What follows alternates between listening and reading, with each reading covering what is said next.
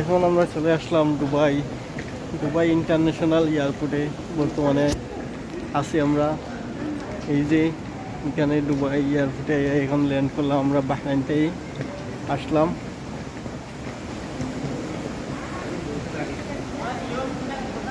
অনেক সুন্দর জায়গাটা, পানির ঝর্ণা।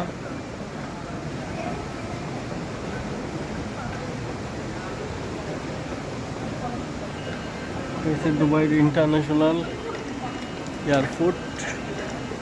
আপনারা অবশ্যই আমার ভিডিওগুলো দেখবেন, লাইক দিবেন, শেয়ার করবেন।